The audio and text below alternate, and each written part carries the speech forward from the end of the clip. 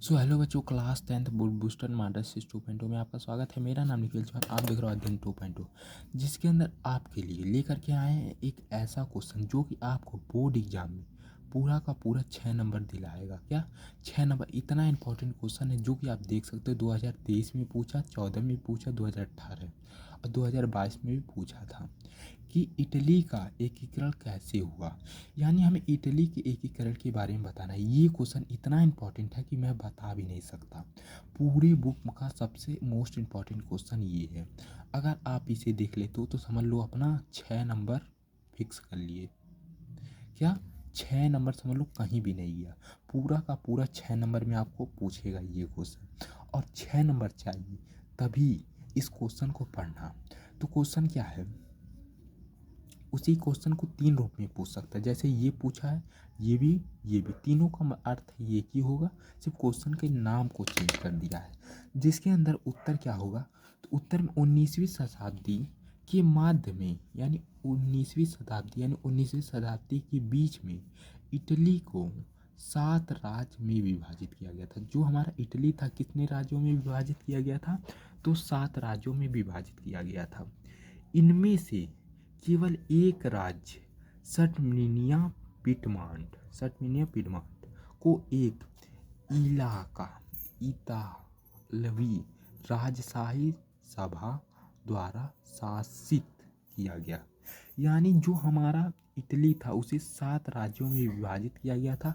जो एक ऐसा रास्ता क्या, सटमिनिया पिडमांट, ये उस समय की राजशाही भाषा द्वारा शासित किया गया था। उसके बाद दूसरा हेडिंग क्या है, दूसरा हेडिंग ये है। देखो मोस्ट इम्पॉर्टेंट क्वेश्चन है, इसे 2 से 3 बार देख लेना और 6 नंबर मिल जाएंगे, अच्छे से लिख दोगे तो। उसके बाद क्या है, हेडिंग यहाँ पे पॉइंट लगा के हेडिंग लिख देना कि इटली के एकीकरण में प्रसिद्ध व्यक्ति का योगदान रहा है।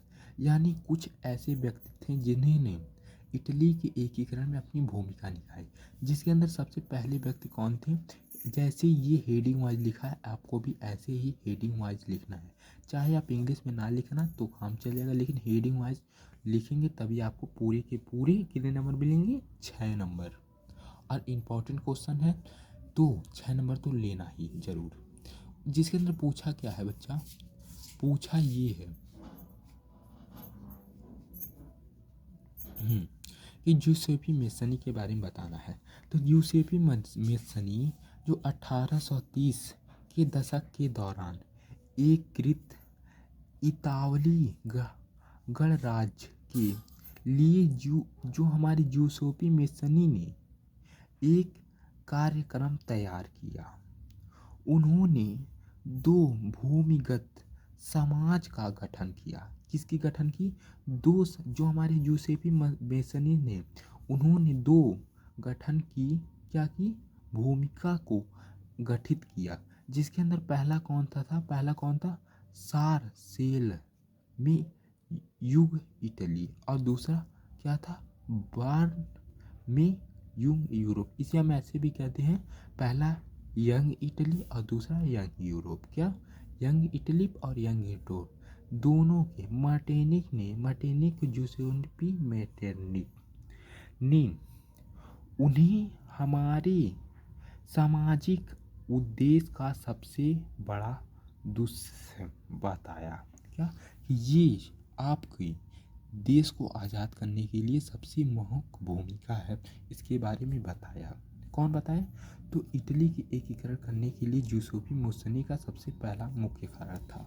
उसके बाद दूसरे कौन से व्यक्ति का मुख्य कारण क्या था, तो दूसरे जो हमारे सबसे मोस्ट इम्पॉर्टेंट कौन थे, तो काउंटर कैबुलो का काबूर कौन थे, काबूर वो थे कि इटली के एकीकरण में प्रमुख मंत्री थे। मंत्री कौन थे, काबूर क्या थे, जो हमारे इटली के क्या थे, मंत्री थे।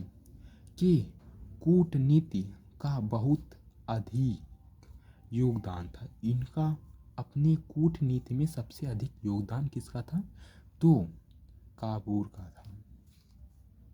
जो 1852 से कब तक लेकर के 1860 इस तक पीडमान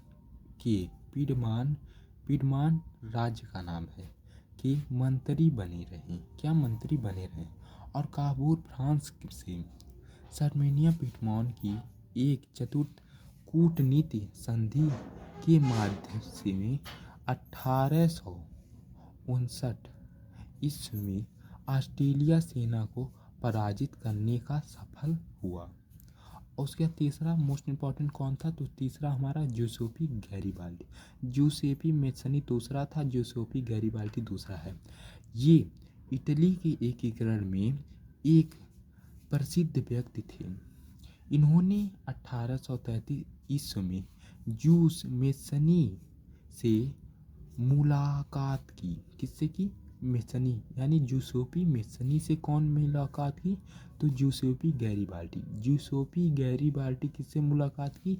तो किससे मुलाकात की? जूसेपी मेसनी से मुलाकात की। तो यंग इटली के आंदोलन से शामिल हो गए। तो जो हमारे जूसेपी गैरिबाल्डी थे वह किसके साथ शामिल हो गए? तो मेसनी के साथ शामिल हो गए। किसमें? यंग इटली आंदोलन में शामिल हो गए। और 1833 ईस्वी में पिडमॉन की एक गणतंत्र विद्रोह में भाग लिया। और 1854 ईस्वी में इन्होंने इतालवी राज्य को एकजुट करने के में लगे और विक्टर इमिलियल द्वितीय का समर्थन किया। और इन्होंने 1860 इसमें दक्षिण इटली को एक्सिटिनिया ऑफ द डाउडेड 1000 लोगों का अभियान का नेतृत्व किया। और ये जो हमारे रेंडर स्टार्ट के नाम से प्रसिद्ध हो गए। और गैरिबाल्डी ने 1867 ईस्वी में स्वयं सेवा की सेना का नेतृत्व किया और जो पेपल राज में लड़ने रोम गई। और जहाँ क्या हुआ? जहाँ रोम ने अपने सैनिकों को वापस बुला लिया और अतः वे पेपल राज इटली में शामिल हो गए। यहाँ तक अगर आप लिख देते हो तो आपको पूरी के पूरी 6 नंबर फिक्स हो जाएंगे। कितने नंबर? 6 नंबर आपको फिक्स हो जाएंगे। मोस्ट इंपॉर्टेंट क्वेश्चन है, 2 से 3 बार देख लेना और इस क्वेश्चन को लर्न कर लेना, क्योंकि इस क्वेश्चन को अगर लर्न कर लेते हो तो 6 से 6 नंबर फिक्स हो जाएंगे बोर्ड एग्जाम में, सोशल साइंस में। मिलते हैं नए वीडियो के साथ, नए वीडियो में। Thank you so much.